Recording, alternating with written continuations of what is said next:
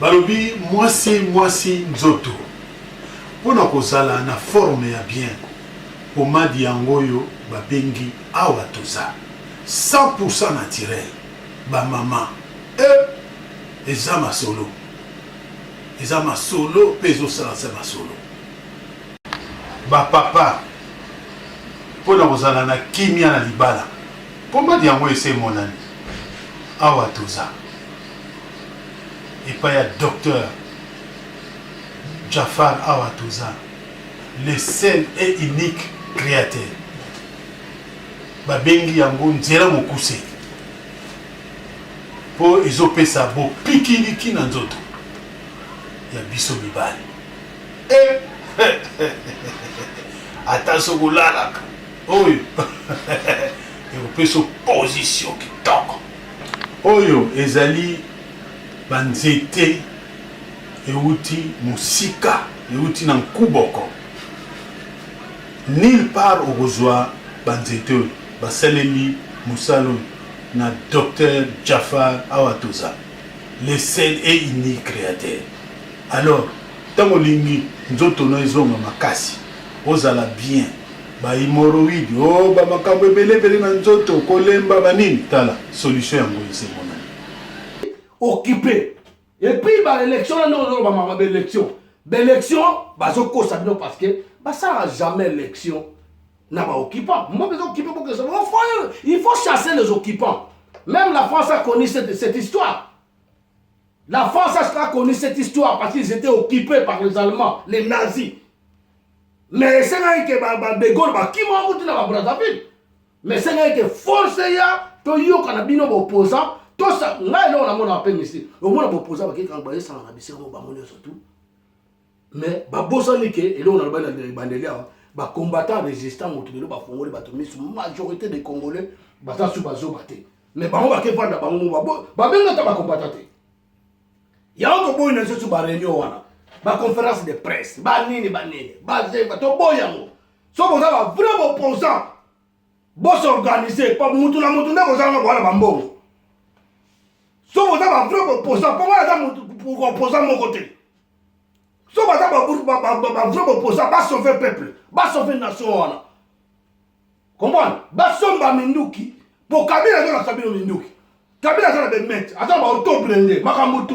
Mais bien, vous avez ça, réunion pour un corps, il y a un Munduki qui a un corps, il y a un Munduki qui a un corps. Voilà. Oh, bon Nico. Par rapport à l'Inongolobi à militer, mais non mon frère, trop c'est trop. Tout ça, et les autres moni batassé ni ba pisse ba doté bomba arme. Qu'est-ce qui s'est fait que mutassé ni mtor surveiller votre azala ba doté arme. Na moni yo mon pédo ça le souci. T'es tout limito yeba. Olingo yeba façon moni façon de poser question là, ça se voit que vous avez un souci pays en boka. Ça se voit que vraiment lingi na yoté. Olingi no makambo wana té. Parce que nulle part ailleurs, nulle part au monde, tout le monde a un bateau doté, bateau surveillé, par urne. Par machine à voler. Parce que la machine à voler, on a des aussi batté. Dans 2 mois, à l'écart de 2 mois ici, je ne crois pas que ça va aller. Ça ne va pas aller. Il y a une machine, il y a voté, il y a une machine à voter. Il y a une machine à voter, comment on a 80 ans. Bien que on a 90 ans. 90 ans. Au peut ça y a que voter la machine. Miss, n'a pas dans la âge comme dans Miss comme moi flou bani âge tout ça encore là. Vous en voyez. Encore raté. Deuxièmement, vous avez l'électricité partout. Vous allez poser des groupes électrogènes partout dans le monde. En étant sur le temps de la RDC. Mais arrêtez, vous en êtes mal sauvaté. Na Kinshasa, quand tu es la capitale, le délaissage c'est comment? Dans ce 3 jours. Bah, tu vas voter après 3 jours. C'est ça. Hein? Bah, tu vas voter après 3 jours. Il y a un peu de Congo, il y a anormal. Il y a comment normal. Vous savez pas massif. Donc, et là, on a un matato kita. Oh, le gouvernement frauduleusement parlant, on va vendre. Bah, miyibi wana ni surtout bah traître, surtout les traîtres congolais. Bah, collabo wana. Nega baza wana. Bah, yebi na bango loko balosala. Bah, donc, nous, on l'a pas pris encore. Comment voulez-vous que marche ya opposant on est qui a mutuna volonté na ye a telemi a quelque marcher a quelque manifester ba pesi mbongo te mais bango na ma meeting na bango to ya FCC Front Congolais des cons Front Congolais des cons FCC vous comprenez Front Congolais des cons donc ba que ça la meeting ba promettre ba 1000 francs ba 1000 francs faut que ba dégâts et sali ba bitumba ba 1000 na été so arno dans un moyen ameka ochango ba arno faut chaf Nicolas faut comment ba preuve comprendre comment et puis il y a beaucoup de traditions dans ces pays les pasteurs moi ba pasteur ba ta ba dernier très au sanate to ba tous les pasteurs parce que ba pasteur me soupe te bitam sur ba ba bien mais comment to ye ba ba ondeni ba dirigeant église qui mbangiste muto ba benga kiangana soki kiangani soki kiangana soki nani amwana muto mo bilongo ande na zolo ba na banga muto tena lo bamdoke na pas exact je suis un Congolais je dois défendre mon peuple je défends ma nation si vous allez me tuer je vais mourir pour ce peuple vous comprenez na koloba yango na koloba yango ko change ni ba église qui mbangiste omoni la plupart, il y a adeptes. La plupart adeptes, il y a l'église qui mbangiste. Hein? Église qui mbangiste. Ça peut pas Congolais.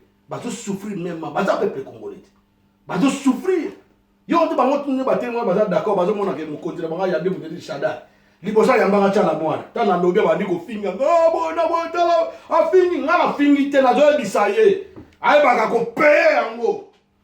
Fumuki mbangu bino benga simoki mbangu nzambe na ngaya boyindo. Na mona ke nzambe na biso ba yindo. Fumuki mbangu asanga na église te. Fumuki mbangu asanga église te. Fumuki mbangu aki combattant résistant. Abundaka mindele pour la liberté na so ba to mwindu yamba bomaye. Vous comprenez? Mais bino boni bato bazo na biso impérialisme, bazo na biso anti-christianisme, bokende ko yambaka bato lokola bazo boma bato ba shadari wana, ba kanambe. Bazo ka prophétio kanambe azali quatrième président oya ko libérer Congo. Est-ce que libérer ngo? Tala ba mai partout. 5 chantiers est-ce que ça là? Bo pito zawa. Est-ce que ça l'aéroport na Kamba? Donc on a eu que PC dirigeant premier dirigeant église qui m'a mis à pesa kanambe mbote na jo pesa la oni misala ni asani na Congo à part misala makila on ça na Congo boma congolais partout dans tous les 4 coins à défendre les congolais place ni ba minduki na kisi ba biloko na toto la kisi à quel défendre on a bochuri te poil lelo na mino moya lelo to zo bazo boma toujours na beni ba koti na ka d'hélicoptère de brende wana ba nango et si ba ADF ba les ADF voilà. Mais tout le monde a fait marche. Voilà. Tu dois tout ça contre l'ONI na Lusha. Tu dois tu dois vraiment éviter bakota na nzela pour na koluka moi sécurité. ONI azo sa musara ne bien te. Et lobino ba combattre pour lobani pour na. Biso ba combattant résistant to na minduki te. Ya wana mona ba to o sala sona finga ka ba kanda otango yela ya wana itinda ngana finga.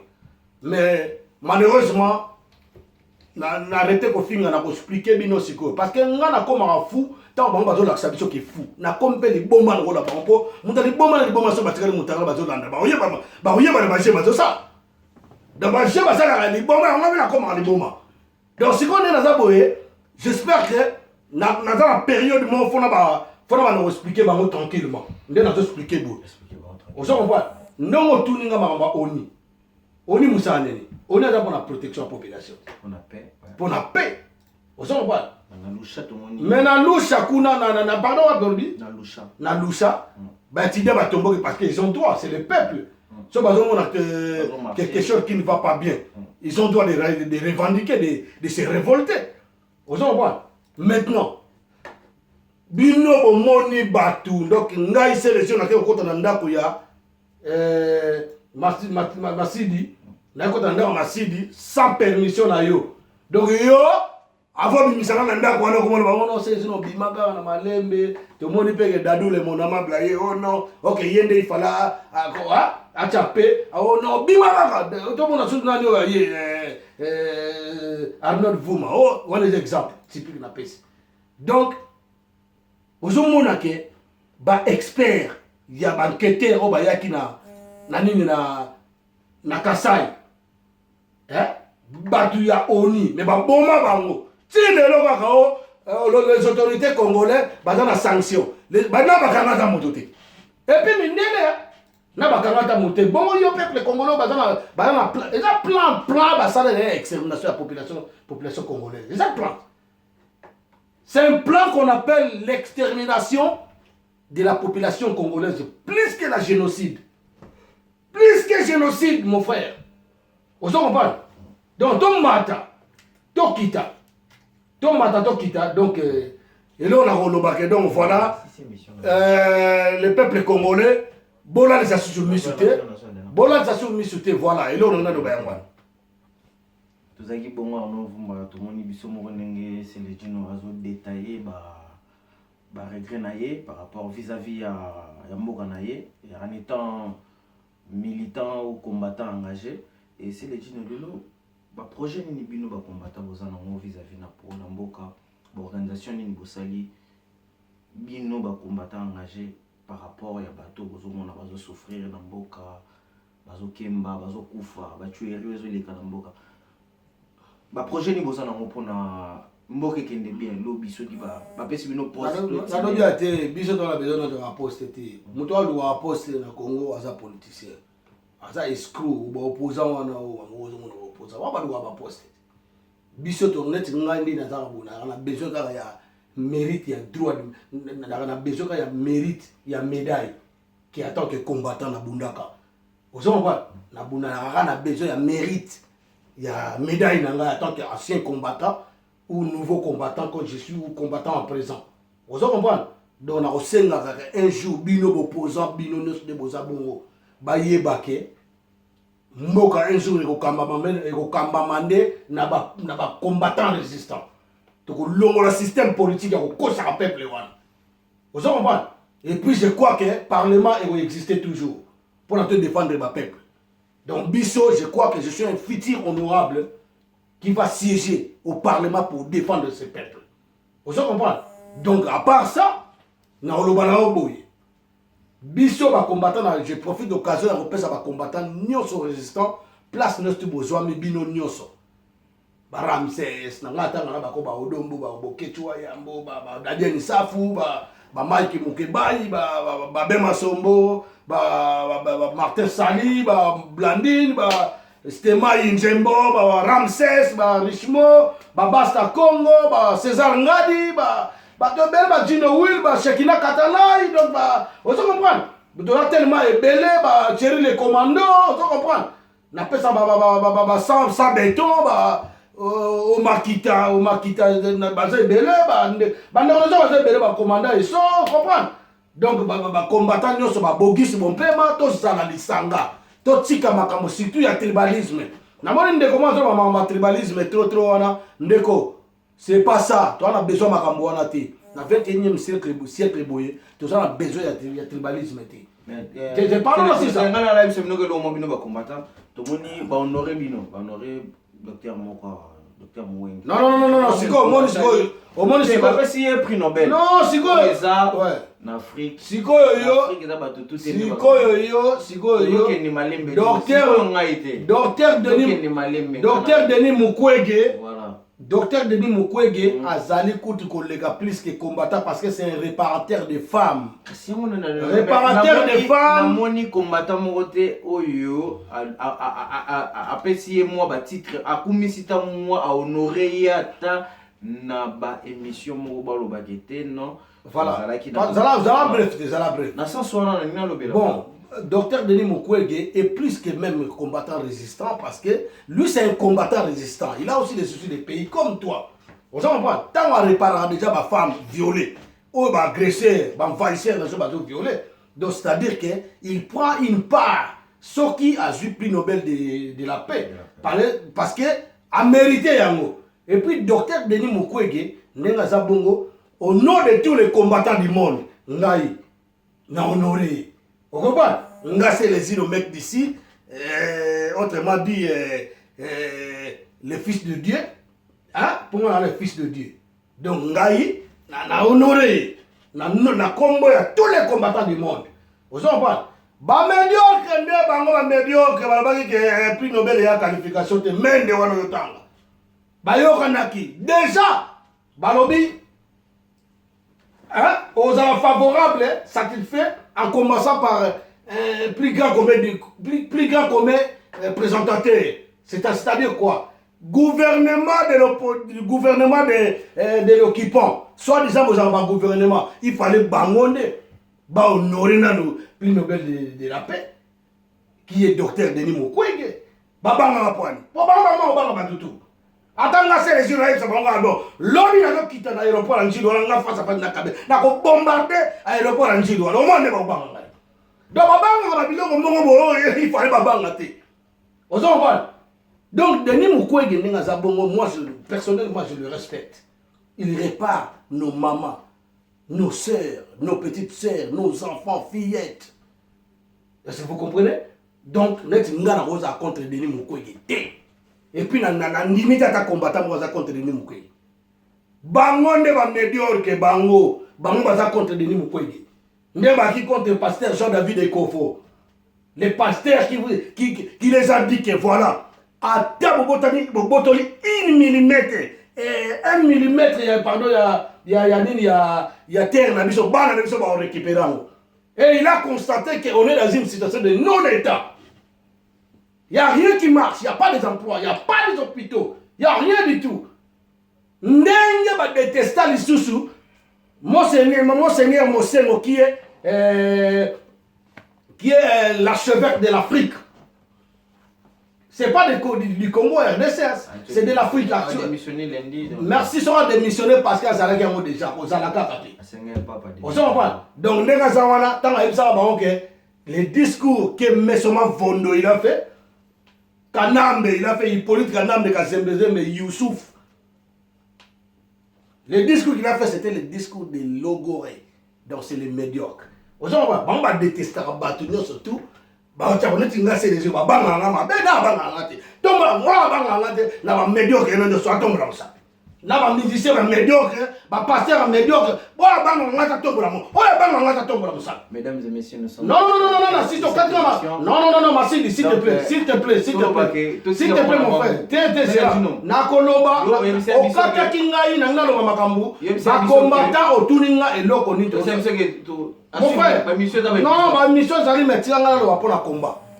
Combattant, Balobaki, Basalaki, conclave, moi, Zalaki. Ah, oui, bien. Organisation de bosser avant les combattants, trop dans le monde.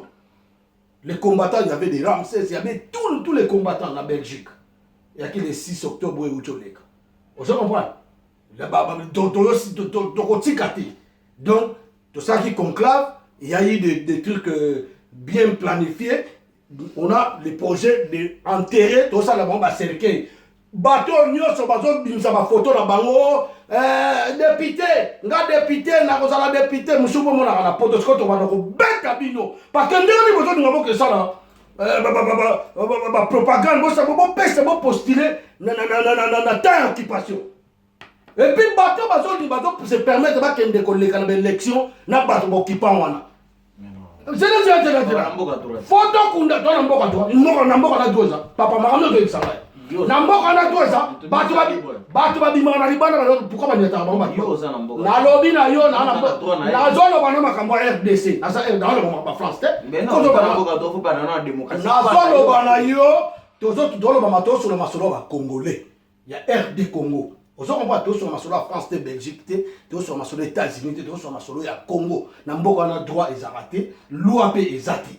Vous comprenez? Si vous avez une députation, loi n'est pas même la bateau Sika. Parce que vous êtes en occupation. Vous êtes occupé, vous êtes dirigé. Vous êtes en la prison à ciel ouvert. Vous êtes les esclaves chez vous. Au moins, tout ça, on a tout l'esclavagisme. Voilà. Tout occupant, tout ça, l'élection, il y a bien une identité nationale. C'est pour ça on vous demande la transition sans Kabila. Donc, les combattants, d'ici octobre passé, tu as la conclave, tu as une décision qu'il faut Kundabango tous les 21,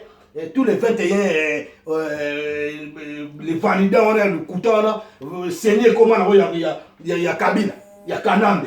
Comprends? Là, on a photo bomba, on photo Kundabango. Deuxièmement, pour finir, on sait que, mesdames et messieurs, les Congolais de partout, du monde entier, partout aux Aboyeba, où il y a un moyen de transport, c'est samedi. Samedi à lobby. Les autres sont jeudi. S'il te plaît, dans le Congo direct, dans le Congo mondial, laissez les autres mecs d'ici. Dans le Dadou, les mon amable, Arnaud Vouma 500 pixels. Donc, Batia, un hôtel pour un message. Vous comprenez? C'est 3 novembre.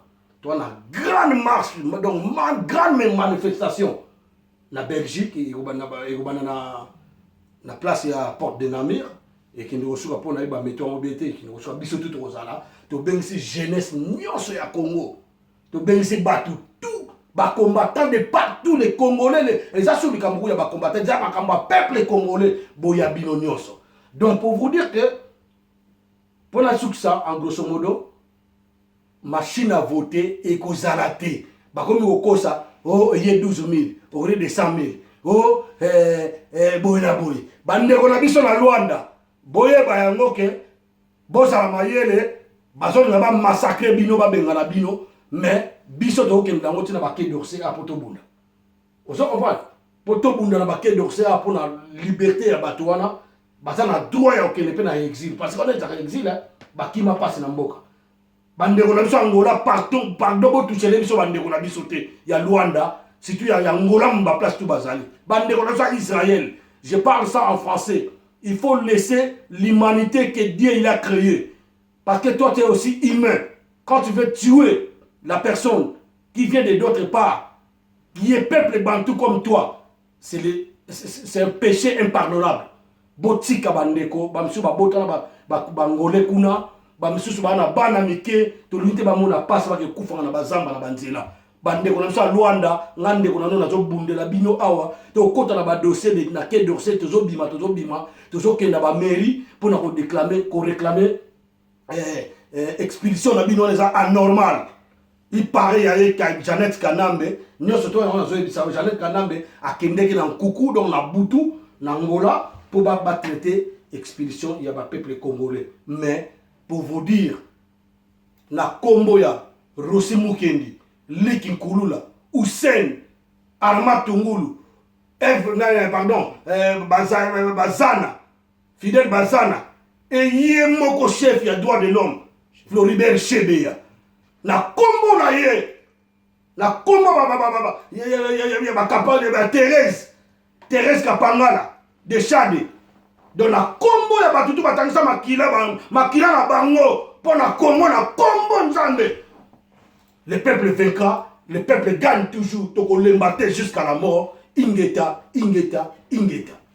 Mesdames et messieurs, nous voici à la fin de cette grande émission. C'était là votre humble serviteur, Patrick Massidi. Et à la caméra, Tolobayi Bongo, Mobali Moya Minga en nom de Vumbe. Bengue Bogos Mobeme.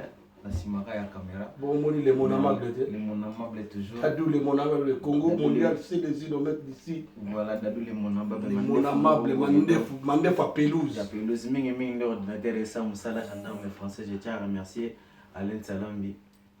Alain Salambi. N'a pas su Rémi, Voima. Ah bon, on lobby Sarah Martinette. Sarah Martinette, Sarah Martinette, la gendarmerie. Na Yemoko, la grande patriote. Aniloua où nous étendait, tous appelés na boss de boss Guindi, bon Taclin Boakassa, Roi Soleil n'a pas si on monte place aux Ali, et n'a pas si vient dans Jafar à Watoza, bateau baza pour un changement à Mboka, n'a pas si nous combattants surtout dans le monde entier, n'a pas si nous monter donc n'a minga olobate, ça fait pleurer, je pleure. Nazo peuple congolais, besoin conscience, besoin bino pour nanzalate. Comprendre? Besoin bino pour nanzalate. Boy, la machine wana. Ba ko tika machine na quartier moko boy. Muta ke na ete on a pour mo voter ba. Wala ba mo voter ba na makasa mondoki. Bo voter te ingeta. Maison 115 Richard Salambi, tout le monde a donc Maison 115 Richard Salambi, question Boteremi, vraiment, Ibishi Balomba et Magin Salambi, Mamicho Wumba, donc Topeso Mbote Peso Bozali, Winnie Salambi, donc Arnaud Wumba, on a tout coûté, on a c'est les juno, les gars, les bisous, tout le monde est en série 1, série 2, 3, 4, 5, tu n'as pas combien? Ndeyomoli, toi sur ma solo mboka. Au revoir. Balobi mwasi nzoto pona kozala na forme ya bien pomadi yangoyo babengi awa toza 100% naturel ba mama eza masolo pezo sala sa masolo ba papa pona kozala na kimia na libala pomadi yango ese monani awa toza et pas un docteur Jafar Awatouza, le seul et unique créateur.